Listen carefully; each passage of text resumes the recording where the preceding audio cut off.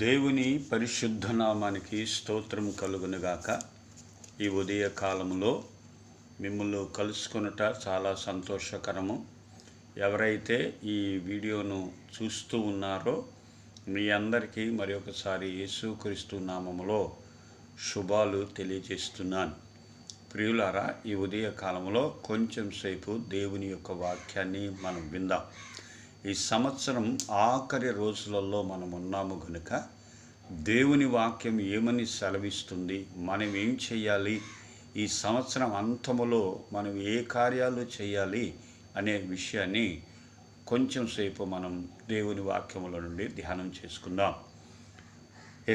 మొదటి తెస్సలోనికలకు రాసినటువంటి పత్రిక 5వ అధ్యాయము 16వ వచనం ఒక మాట సెలవిస్తుంది.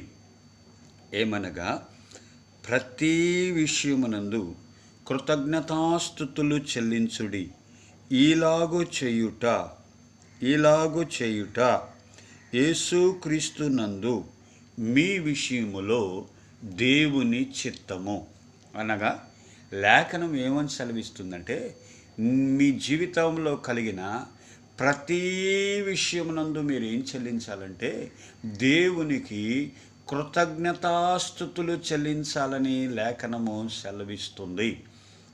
దేవునికి మనము స్తోత్రాలు చెల్లించి ఆయన్ను మహిమపరచాలని దేవుని వాక్యం సెలవిస్తుంది. అందుకే దావీదు అంటాడు, నా ప్రాణమా యెహోవాను సన్నుతించుము, ఆయన చేసిన ఉపకారములలో దేనిని మరవద్దు.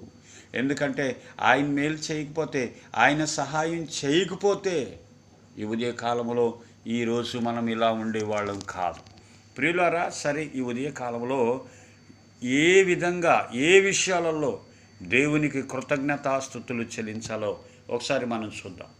107వ కీర్తనలోకి వెళ్ళిపోదాం. 107వ కీర్తనలోకి రండి.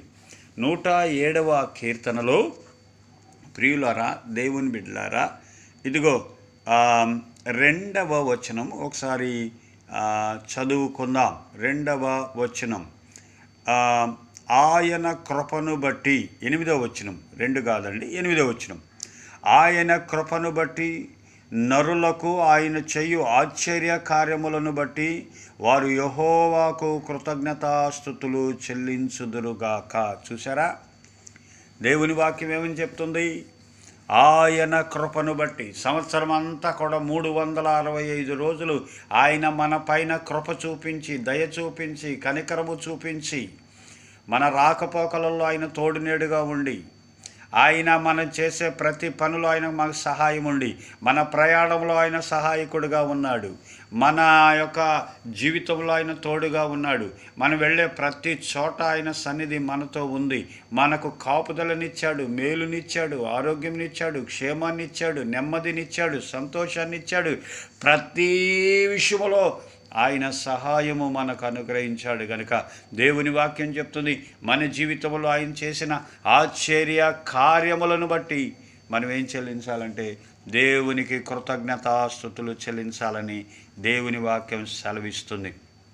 2వది ఏమనగా 14వ వచనం, వారి కట్లను తెంపివేసి చీకటిలో నుండి మరణాంధకారముల నుండి వారిని రప్పించెను గనుక కృతజ్ఞతాస్తుతులు చెల్లించుడి. చూసారా, మనమున్న చీకట్లో నుండి, మనమున్న బాధల నుండి, మనమున్న రోగముల నుండి, మనమున్న సమస్యల నుండి, మనకు కలిగిన మరణాంధకారమైన రోగములన్నిటిలో నుండి దేవుడు మనల్ని విడిపించినందున, ఆ రోజు ఇశ్రాయేలును వారిని విడిపించాడు, ఈరోజు దేవుడు మనల్ని విడిపించినందువలన దేవుని వాక్యం చెప్తుంది, కృతజ్ఞతాస్తుతులు చెల్లించుడి. 1, ఆశ్చర్యమైన కార్యాలు చేసినందువలన దేవునికి కృతజ్ఞతాస్తుతులు చెల్లించాలి.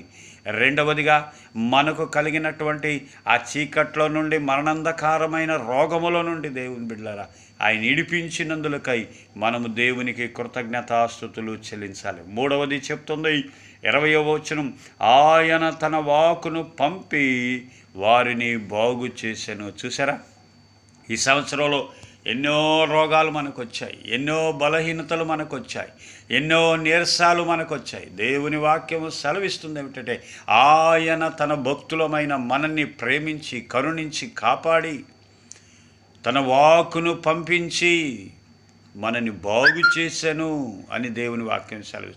ఆయన బాగు చేసినందువలనే ఈరోజు మనం ఇంత క్షేమంగా ఉన్నాం, ఇంత ఆరోగ్యంగా ఉన్నాం, ఇంత నెమ్మదిగా ఈరోజు మనం బ్రతుకుతున్నాం, ఇంత మేలుకరంగా ఆయన నడిపించినందులకై మనం ఇలాగున్నామని దేవుని యొక్క వాక్యం సెలవిస్తుంది. నాలుగవ వచనం చెప్తుంది, ఆకలి దప్పుల చేత వారి ప్రాణము సొమ్మసిల్లెను. వారి కష్టకాలమందు యెహోవాకు మొరపెట్టిరి, ఆయన వారి ఆపదలన్నిటిలో నుండి వారిని విడిపించిన. ఈ సంవత్సరంలో ఎన్ని ఆపదలో, ఎన్ని ఇబ్బందులో, ఎన్ని ఇరుకులో, నా జీవితం ఇంతేనా, నా ప్రాణం ఇంతేనా, నా బతుకింతేనా, నా బతుకుకు మార్పు లేదా, నా బతుకు జీవితం ఇంతేనా, నేను ఇంకా పైకి రాలేనా, ఉన్నతమైన స్థితికి రాలేనా, ఏదైనా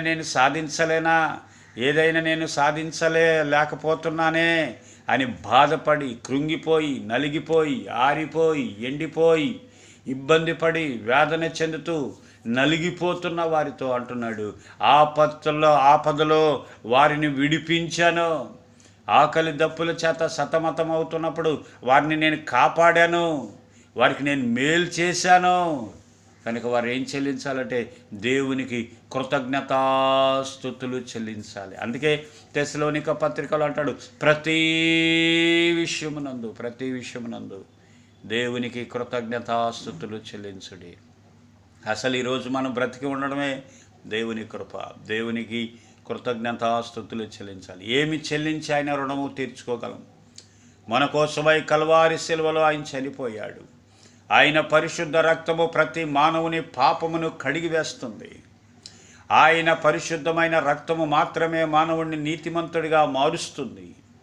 యేసు అంటే రక్షకుడు అంటే నీ పాపముల నుండి, నీ ఇబ్బందుల నుండి, నీ రోగముల నుండి, నీ సమస్యల నుండి, నీ వేదనల నుండి విడిపించగలిగిన పరిశుద్ధుడైన దేవుడు. ఆయన పేరు రక్షకుడు.